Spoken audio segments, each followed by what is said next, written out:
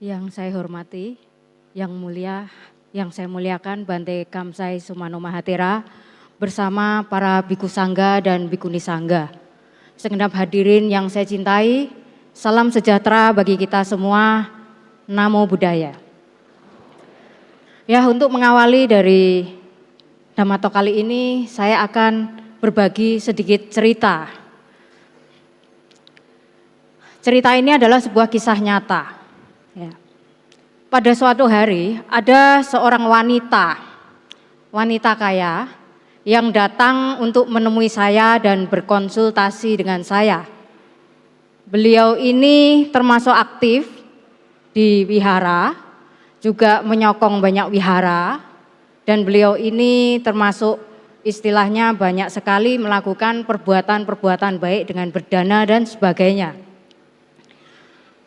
Akan tetapi wanita ini sebenarnya adalah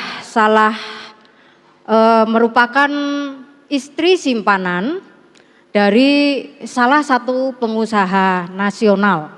Ya, ini pengusahanya kelas nasional yang kebetulan produknya itu iklannya wira-wiri di TV. Nah, singkat cerita, si wanita ini, katakanlah si A ini curhat kepada saya. Beliau mengatakan begini, "Ayah, saya ini merasa dikongtau, disantet oleh seseorang." Lalu saya tanya, disantet oleh siapa? Kenapa kok merasa disantet? Masalahnya di mana? Jadi kemudian si A ini mengatakan, "Iya, saya ini seumur hidup, usaha apapun tidak pernah ada yang berhasil. Selalu setelah membuka usaha, tidak lama kemudian bangkrut dan tutup. Padahal saya ini sudah banyak melakukan perbuatan-perbuatan baik. Saya ini sudah menyokong banyak wihara, saya ini banyak berdana, ya. Sehingga seharusnya saya ini sudah memiliki timbunan kebaikan yang banyak. Tetapi kenapa kok apapun bisnis saya yang saya lakukan itu selalu tidak pernah sukses. Saya curiga, saya dikongtau. Saya juga sudah bertanya ke beberapa paranormal. Mereka rata-rata mengatakan saya dikongtau.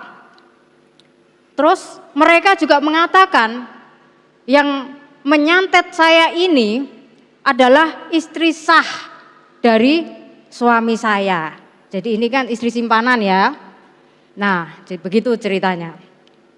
Kebetulan wanita ini kan Buddhis. Jadi saya memberikan nasihat juga sesuai dengan koridor Buddhis. Saya mengatakan sama wanita ini, "Bu, kenapa ibu itu tidak introspeksi diri? Mohon maaf ya, apa ibu itu tidak sadar kalau ibu itu banyak melakukan karma buruk? Dan ketika ibu banyak melakukan karma buruk, itu kan sudah pasti bahwa karma-karma buruk juga akan berbuah. Itu pasti. Walaupun ibu mengatakan ibu itu banyak berdana, menyokong wihara, dan sebagainya. Tetapi timbunan karma baik ibu dengan timbunan karma buruk ibu itu banyak mana? Coba introspeksi. Saya mengintrospeksi kesalahan ibu, mungkin ibu tidak menyadari. Kesalahan pertama ibu ini sudah mengambil suami orang. Ini mencuri suami orang, ya. Ini sudah pencurian, ya kan? Setelah itu masih melakukan istilahnya karena menikah menjadi wanita simpanan, ya, tentu tidak ada ikatan pernikahan. Nah, ini ibu juga sudah melakukan perzinahan. Berapa tahun Anda melakukan perzinahan? Dari mencuri suami orang, lalu melakukan perzinahan. Lalu kesalahan ibu yang ketiga adalah mencuri uang yang seharusnya menjadi milik ataupun hak dari istri sah dan anak-anak dari suaminya ibu itu. Ini sudah berapa tahun Anda lakukan, ya kan? Uang itu harusnya menjadi hak dari istri sah dan anak-anak sah, tetapi masuk ke kantong ibu. Apa ibu nggak sadar kalau uang-uang seperti ini adalah uang-uang yang tidak ada berkahnya? Kalau uang ini adalah uang-uang yang tidak ada berkahnya, bagaimana ibu mengharapkan bisa mendapat kesuksesan dari berbisnis dengan menggunakan modal uang dari hasil uang yang tidak berkah ini? Uang haram istilahnya.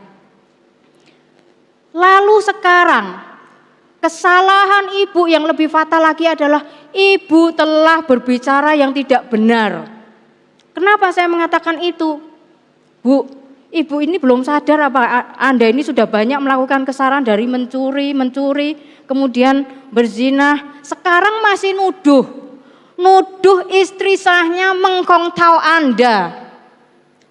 Sebenarnya tanpa Anda dikongtau saja, tanpa disantet saja, hidup Anda ini sudah tidak berkah. Jangan berharap Anda bisa sukses dengan uang yang diperoleh dengan cara tidak benar. Ya. Nah, sekarang Anda menuduh istri sahnya mengkongtau Anda gara-gara apapun bisnis yang Anda lakukan dari uang yang tidak berkah ini tidak berhasil. Nah, Bapak Ibu saudara-saudari, ini adalah sebuah contoh. Kadang-kadang di dalam kehidupan nyata kita ini tidak mau mengintrospeksi diri kita. Kita ini selalu mencari kambing hitam, mencari kesalahan dari berbagai macam permasalahan maupun kegagalan dalam hidup kita. Coba Anda bayangkan, seandainya ibu ini pergi ke 10 atau 20 atau 100 paranormal sekalipun, pasti jawaban 100 paranormal itu adalah Anda kena kongtau, Anda kesantet, Anda diguna-guna supaya Anda ini tidak sukses hidupnya. Betul? Nah, tapi seandainya ibu ini bukan perginya ke paranormal, seandainya beliau ini perginya adalah ke konsultan bisnis, ya, konsultan bisnis. Kenapa ke konsultan bisnis? Karena bisnisnya mati, ya kan? Seharusnya justru perginya ke konsultan bisnis, bukan ke paranormal. Kalau dia pergi ke konsultan bisnis, yang terjadi adalah mereka akan berusaha mengevaluasi kenapa usaha ini bisa bangkrut, apa kesalahannya, apa mungkin tidak sesuai dengan kelayakan pasar itu, ya. Nah, inilah yang terjadi pada budaya kita. Kita ini terlalu tahayul, ya. Banyak sekali orang-orang yang terjebak dalam ketahayulan. Padahal kalau kita sadari sesungguhnya ketahayulan itu adalah pintu dari kebodohan. Hanya orang-orang yang tahayul gampang dibodohi. Ya. Nah, itu sebagai sebuah cerita pembuka. Seperti tadi yang Romo telah sampaikan, saya akan berusaha mengupas sedikit mengenai apa itu kongtau. Kongtau itu mungkin secara umum banyak yang menerjemahkan sebagai santet, pelet, ilmu hitam, atau guna-guna, ya, atau ilmu apapun jenis ilmu kesaktian yang diharapkan mampu untuk membuat kita secara instan mencapai kesuksesan menuju apa yang kita harapkan. Nah, saya akan menjelaskan mengenai ilmu kesaktian atau kongtau ini. Kongtau atau ilmu ini sebenarnya ada dua jenis. Pertama adalah ilmu putih. Sedangkan yang kedua adalah ilmu hitam. Anda harus ketahui bahwa ilmu hitam dan ilmu putih itu berbeda. Ilmu hitam ya ilmu hitam, ilmu putih ya ilmu putih. Jadi kalau Anda sering mendengar kata-kata orang di luaran yang katanya ilmu hitam itu kalau yang menggunakan orangnya baik hati, maka jadi ilmu putih. Atau demikian sebaliknya, ilmu putih kalau yang menggunakan orangnya tidak jelas, orangnya jahat, jadinya ilmu hitam. Itu kan ya yang banyak beredar, itu salah. Ilmu hitam ya ilmu hitam, ilmu putih ya ilmu putih. Kenapa? Karena dari segala sesuatunya, tata cara, upacara, sesajinya itu sudah berbeda. Dan segala sesuatu ilmu yang putih tidak menimbulkan korban apapun. Ya, dengar, tidak menimbulkan korban apapun. Sedangkan ilmu hitam pasti membawa korban. Apakah korban berupa binatang ataupun korban berupa manusia. Nah, selain ilmu dikategorikan menjadi ilmu hitam maupun ilmu putih, dari cara kerjanya sebenarnya ilmu ini juga bisa dikategorikan dua lagi, yaitu ilmu yang dimiliki oleh orang itu sendiri atau orang itu sendiri memang benar-benar memiliki kesaktian yang diperoleh dari hasil olah konsentrasi. Biasa adalah mereka-mereka yang memiliki kemampuan meditasi yang kuat dan hebat. Ya, itu ilmu yang dimiliki orang itu sendiri dari hasil konsentrasi. Sedangkan yang kedua adalah ilmu yang sebenarnya si orang ini tidak terlalu memiliki kesaktian atau apa-apa, tetapi dia join, bersekutu, berkolaborasi dengan makhluk-makhluk gaib. Ya, apakah itu makhluk alam atas ataupun makhluk alam bawah. Nah, zaman sekarang ilmu yang jenis pertama yang diperoleh dari konsentrasi itu sudah agak punah. Kenapa? Karena meditasi kan nggak gampang ya. Anda mungkin yang sering retret meditasi ya, atau mungkin yang sangat rajin melatih meditasi di rumah, Anda pasti bisa memahami bahwa melakukan meditasi itu tidak mudah. Sehingga akhirnya ilmu yang saat ini berkembang biak dengan mudah adalah yang jenis kedua, yaitu berkolaborasi dengan makhluk gaib. Apakah itu makhluk alam atas atau makhluk alam bawah? Tentu berbeda. Nah, di sini saya juga akan menjelaskan bahwa kadang-kadang ada seseorang yang mengatakan, saya ini punya stok makhluk gaib itu banyak. Dari yang dewa-dewa sampai yang peta, setan, jin, genderuwo atau apapun, jadi satu stoknya. Anda mau pilih yang mana? Ya kan? Ada sekali orang yang ngomong seperti itu. Itu salah. Kenapa saya katakan salah?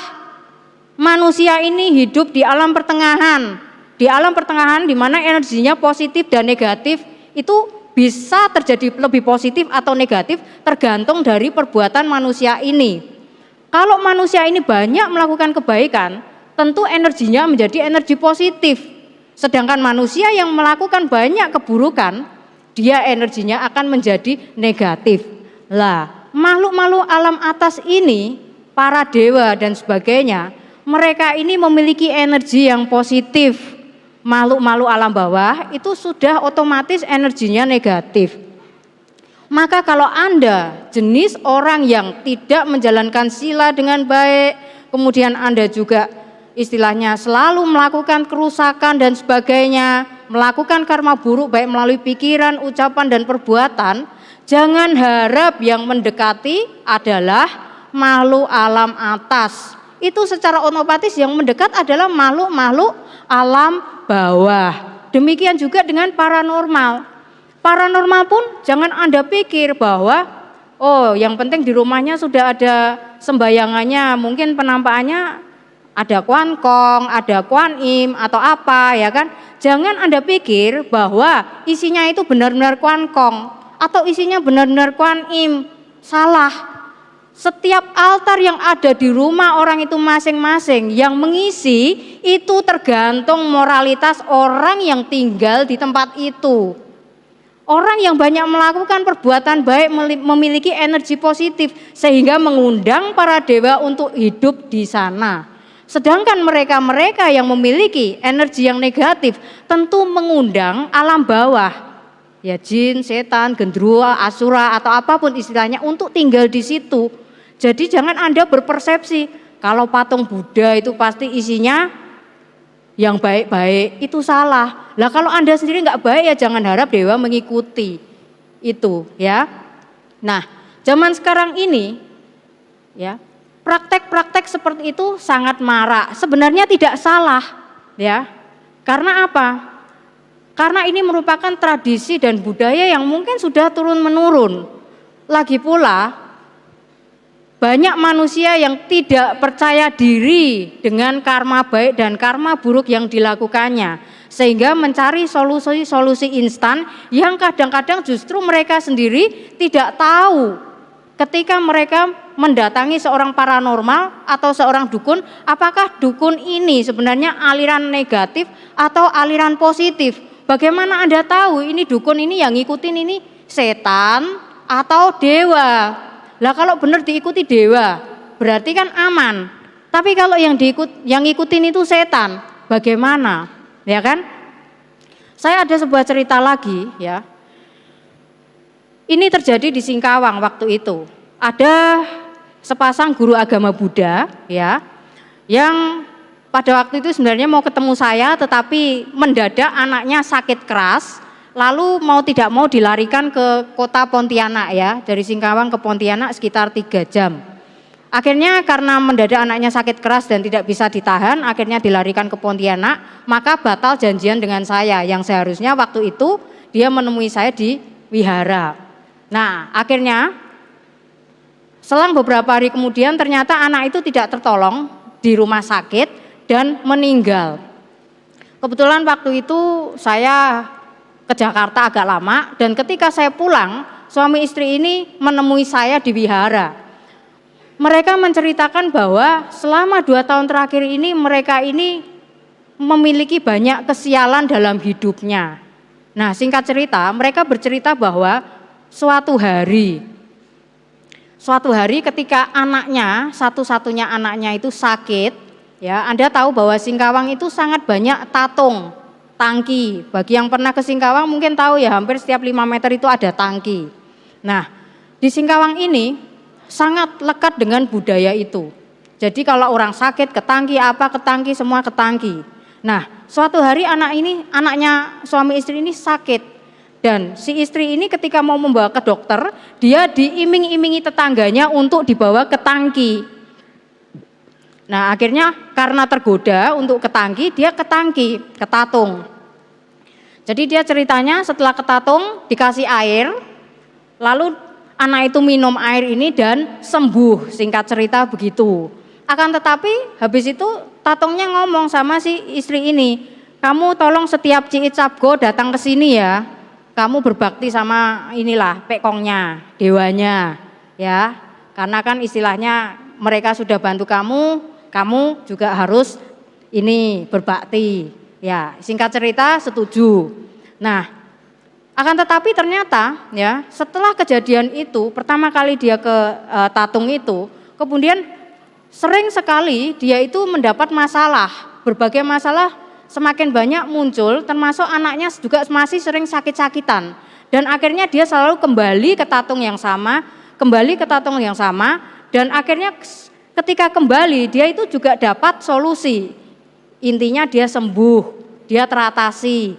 Begitu pula terus sampai 2 tahun kemudian, di mana anaknya itu sakit sangat keras.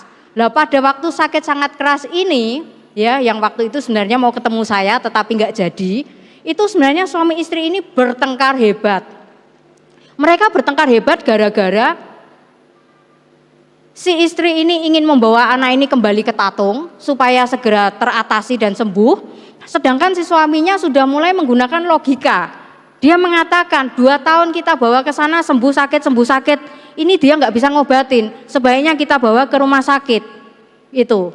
Jadi akhirnya setelah mereka bertengkar, akhirnya si suami ini menang dan dibawalah anak ini ke Pontianak. Lah akhirnya rupanya di Pontianak meninggal. Nah, jadi kenapa waktu sebelum dibawa ke Pontianak ini suami istri ini bertengkar? Karena sebenarnya si tatung ini sempat ngomong kepada si istri, katanya begini, kamu ini, anakmu ini hanya bisa sembuh di tangan saya, tetapi lama karena tidak bisa cepat mengurusi seperti ini.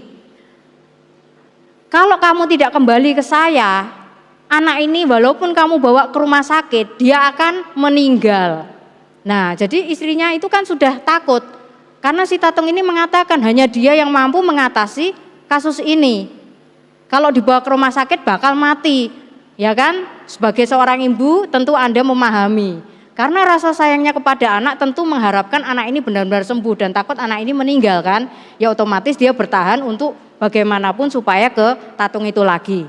Nah, singkat cerita anak itu ternyata memang benar-benar meninggal di rumah sakit.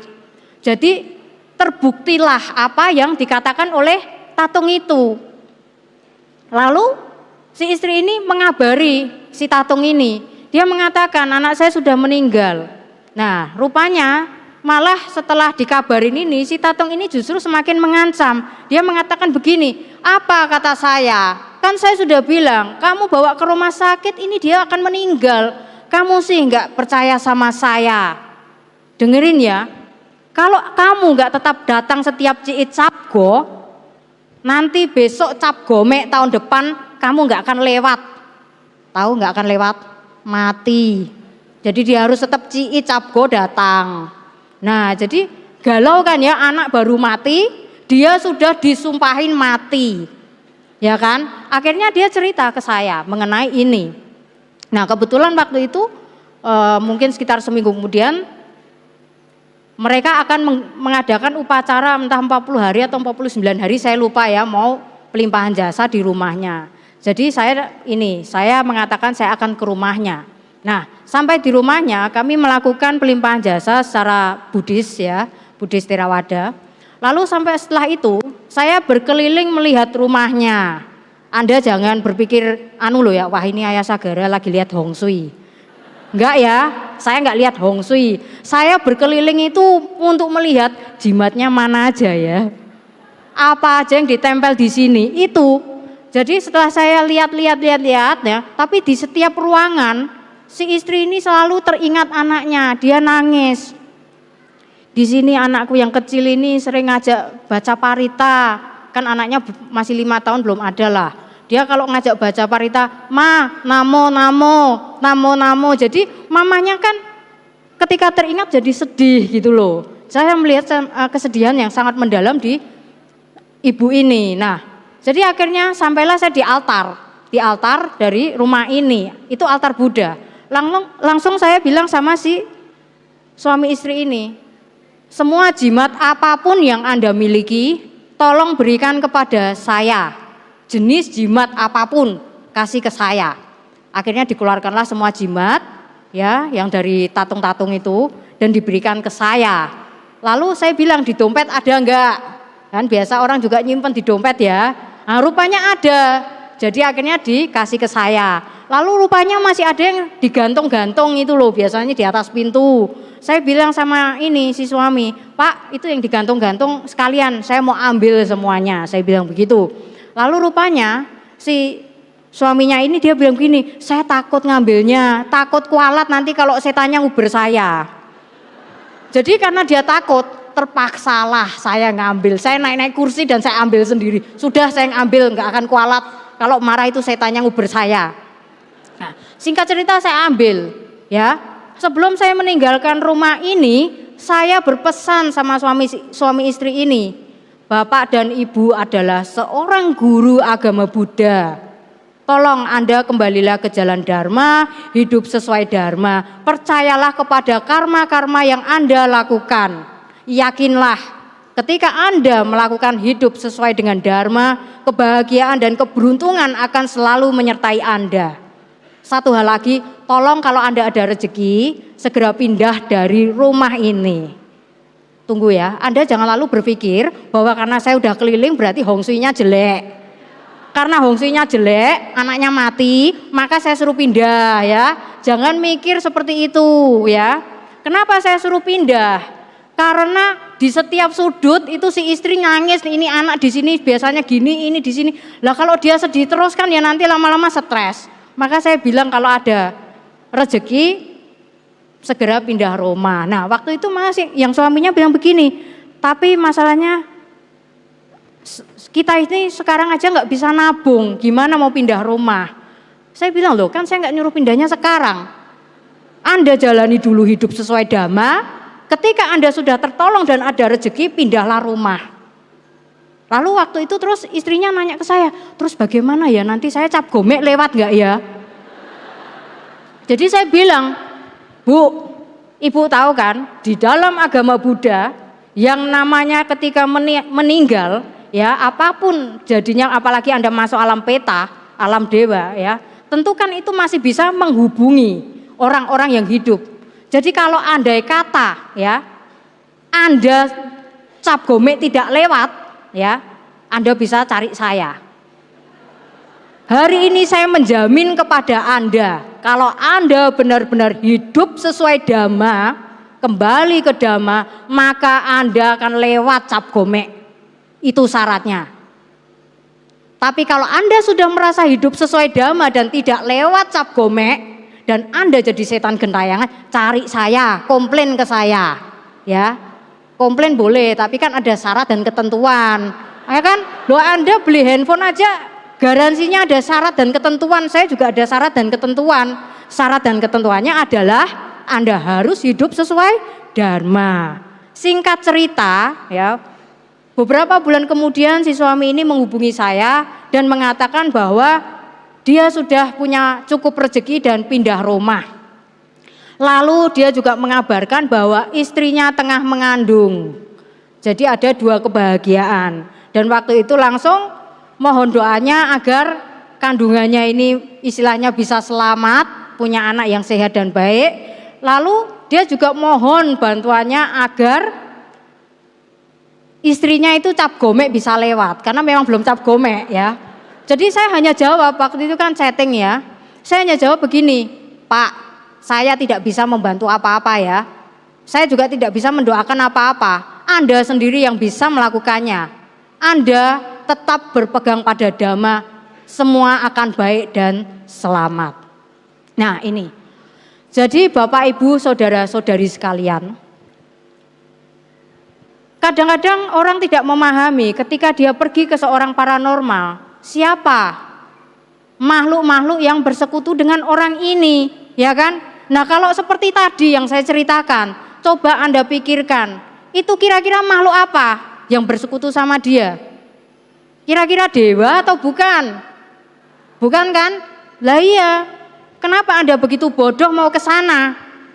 Mereka yang lahir di alam bawah aja masih butuh bantuan kita. Lah kok kita ke sana minta bantuan dia? Ya kan? Nah ini, kita ini harusnya berpikir lebih bijaksana. Nah, sementara di dalam ritual-ritual tertentu, para paranormal ini kita tidak pernah ketahui perjanjiannya apa. Dia perjanjiannya sama si makhluk gaib ini apa? Kalau perjanjiannya negatif, itu bisa saja menyeret Anda untuk ketika meninggal nanti menjadi kenapa-kenapa. Ini saya bukan nakut-nakuti ya. Ini saya berbicara kenyataan. Nah, jadi makhluk-makhluk gaib ini yang digunakan oleh paranormal ini sebenarnya juga makhluk-makhluk yang kasihan. Kenapa saya katakan kasihan? Mereka ini terjebak dalam sebuah perjanjian oleh si paranormal ini atau mungkin oleh guru-gurunya paranormal ini.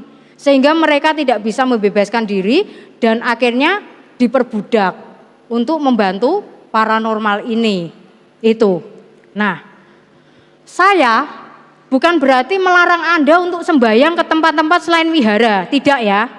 Semua tempat di mana tempat itu Anda melakukan perbuatan baik adalah baik. Anda boleh sembahyang, mau ke dewa mana, ke kelenteng, ke pekong, ke datuk, kemana, silakan, tidak ada masalah, ya. Altar di rumah ada boleh. Yang saya larang hanyalah satu, yaitu jangan pernah berjanji. Ya, ini banyak sekali orang yang sering janji-janji, obral janji, datang ke Kuan Im atau Kuan Kong atau ke datuk, sembahyang. Para dewa, saya ada rencana bla bla bla bla bla. Tolong bantuin saya ya. Nanti kalau saya sukses, saya janji saya kasih ini. Atau saya janji nanti saya begini. Ini yang tidak saya sarankan. Kenapa? Dengan Anda berjanji, Anda sudah mengikat satu hubungan karma yang baru. Seandainya Anda terlupa atau mungkin tidak ada kesempatan untuk memenuhi janji ini, si makhluk ini berhak untuk menagih. Nah ini hati-hati. Jangan sampai sama yang gaib, sama manusia yang hidup saja. Ketika kita berjanji dan kita tidak menepati, itu namanya sudah hutang karma. Apalagi kepada yang tidak tampak. Dia ngubernya itu enggak kayak debt collector. Debt collector Anda bisa kabur, ya kan? Karena kelihatan, mungkin diuber-uber, diketok pintunya Anda bisa kabur. Lah ini makhluk gaib, Anda mau tidur, mau ngumpet di mana juga dia bisa menemukan Anda. Ya kan? Ini bahayanya. Maka bagi Anda yang masih suka berjanji-janji di altar lah, inilah, anulah, mulai sekarang coba jangan berjanji-janji apapun.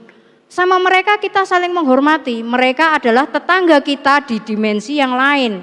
Kita ini wajib saling harmonis satu sama lain, ya. Kita berhopeng sama mereka enggak masalah, hanya berhopeng. Kalau misalnya satu hari Anda meminta, misalnya Anda sembahyang ke dewa Anda, misalnya Kuan Im ya, yang ada di altar rumah. Kuan Im, saya minta Poppy Peng'an, saya minta supaya anak saya bisa ranking 1, saya minta ini minta itu, boleh tidak? Menurut saya boleh, sepanjang tidak berjanji. Kenapa boleh? Loh kan Anda minta-minta sendiri, kan tidak berjanji. Dan itu juga haknya makhluk ini, membantu apa atau tidak, itu kan hak dia. Seperti ketika Anda datang ke saya, ayah tolong saya dibantuin ini, ya kan terserah saya mau bantu apa enggak kan? Kecuali Anda ada perjanjian sama saya, ntar ya ayah kalau saya gini, saya janji sama ayah begini. Lah itu namanya perjanjian, kontrak ya. Tapi kalau hanya minta-minta biasa, itu sebenarnya tidak ada masalah. Toh juga dia juga belum tentu bantuin Anda kan. Lagi pula kembali ke karma-karma baik Anda. Kalau Anda memang punya karma baik yang matang, tentu bisa segera terrealisasi apapun yang menjadi cita-cita Anda. Nah, mari kita kembali ke yang namanya Kong Tao tadi. Santet, pelet, guna-guna, ilmu hitam atau apapun, banyak orang salah persepsi mengenai ini. Misalnya aja Gunung Kawi. Ada yang tahu Gunung Kawi? Tahu ya, populer soalnya ya. Banyak orang bertanya ke saya, ayah Gunung Kawi itu pesugihan ya? Karena katanya setiap orang yang ke Gunung Kawi pulangnya jadi sugih. Tahu sugih? Kaya. Sugih itu bahasa Jawa, kalau bahasa Indonesianya kaya. Jadi pesugihan adalah sesuatu yang bisa membuat jadi kaya. Pesugihan itu bukan seperti itu. Jadi kalau Anda ke Gunung Kawi mungkin sembahyang di situ biasanya dapat kantong apa itu yang terus ditempel-tempel di depan rumah itu di atas pintu atau apa supaya selamat, supaya banyak hoki, supaya dagangannya laris ya. Itu sebenarnya bukan namanya pesugihan, itu namanya pelarisan. Pelarisan dari kata laris, tahu kan laris? Laris tahu enggak? Masa enggak tahu kebangetan. Laris ya, pelarisan berarti laku keras ya. Berarti barang ini sebagai sarana atau media agar apapun yang Anda lakukan itu bisa laris. Ya, bisa diminati. Itu namanya pelarisan. Lah kalau pesugihan itu beda. Pesugihan itu Anda tidak perlu kerja. Ketika Anda melakukan satu perjanjian pesugihan, Anda secara instan bisa mendapatkan uang. Akan tetapi menimbulkan korban. Biasanya korban jiwa manusia. Atau dirinya mengikatkan diri kepada orang tersebut. Nah misalnya begini. Di Jawa Tengah itu ada salah seorang pengusaha sebenarnya dia awalnya bukan pengusaha, dia hanya orang biasa, ya orang miskin biasa, yang secara kebetulan bertemu dengan seorang paranormal yang ahli pesugihan. Jadi si paranormal ini bisa membantu mengikatkan perjanjian dengan makhluk gaib tertentu supaya orang ini bisa menjadi kaya mendadak. Nah kebetulan orang ini berjodoh dengan pesugihan. Ya, saya katakan berjodoh, karena tidak semua orang berjodoh loh ya. Ada yang mencari pesugihan kemana-mana, dapatnya paranormal yang bodong-bodong, ya kan? Itu namanya tidak jodoh ya. Tapi ini kebetulan berjodoh. Dia ketemu seorang paranormal yang benar-benar punya makhluk gaib yang bisa mendadak menjadi kaya. Singkat cerita, ini makhluk gaibnya itu seorang asura lah ya, seorang asura yang istilahnya yang siluman. Sebenarnya dia siluman, semacam siluman kerbau tapi wanita. Jadi dia dibuatlah perjanjian antara si orang ini laki-laki ya, dengan si siluman ini. Rupanya si siluman ini menginginkan laki-laki ini menjadi suaminya. Ya, jadi akhirnya disepakatilah bahwa dalam 1 bulan pada hari tertentu ya, di rumahnya memang telah dibuat sebuah kamar khusus untuk si siluman ini datang. Nah, jadi di hari tertentu yang telah disepakati, misalnya Jumat Kliwon atau apa, saya nggak tahu ya, itu biasanya tergantung kesepakatan. Itu suami ini akan masuk melayani istri gaibnya, yang kemudian setelah melakukan itu muncullah uang asli ya, makanya terus dia bisa kaya raya, uang asli. Nah, uang ini langsung muncul setelah dia melakukan kewajibannya sebagai suami. Jadi nggak perlu kerja pun sudah muncul uang. Ini namanya pesugihan ya. Nah, akan tetapi ya akhirnya uang ini kan digunakan untuk usaha apapun. Dan dia jadi lumayan dikenal lah, pengusaha yang cukup bonafit di Jawa Tengah. Akan tetapi namanya manusia ya, tentu ada sial-sial yang keluar ya. Ataupun lupa, kita ini manusia itu pasti sering lupa. Pada suatu hari dia lupa, di hari yang dia sudah janjikan untuk masuk ke kamar itu dia lupa. Dan besoknya, ya nggak pakai lama loh, besoknya dia ini meninggal kecelakaan ya. Nah, ini pesugihan, beda dengan pelarisan. Pelarisan ya seperti tadi, Anda tadi seperti di drama tadi, misalnya ketemu dengan paranormal, tangki, tatung, lalu Anda dikasih sesuatu, apakah itu jimat, mungkin pegangan biar orang yang Anda lobby bisnisnya itu terlengket-lengket sama Anda, kan bisa ya. Atau misalnya sarana-sarana lain, selain jimat mungkin hutau ya, nah itu. Lalu mungkin sarana-sarana lain, ya barangkali kalau seperti yang tadi ada bawang merah, bawang putih, cabai, itu sebenarnya tidak salah, tapi bukan bawangnya yang sakti ya, orangnya yang sakti ya. Jadi apapun media yang dia lakukan, meskipun hanya air putih atau bawang dan ini, itu karena sudah diisi oleh sesuatu barulah bermanfaat. Itu hanya sebuah media ya, barangkali Anda mungkin yang suka pakai amulet ya, atau mungkin suka bawa gumantong, itu semua itu hanya media-media air ya, bisa isinya baik, bisa isinya buruk, tergantung yang isi ya, bisa yang baik, bisa yang buruk, tergantung yang isi. Itu hanya sebuah media untuk Anda bisa istilahnya lebih mantap dalam menjalani kehidupan, sehingga apapun yang Anda usahakan bisa sukses.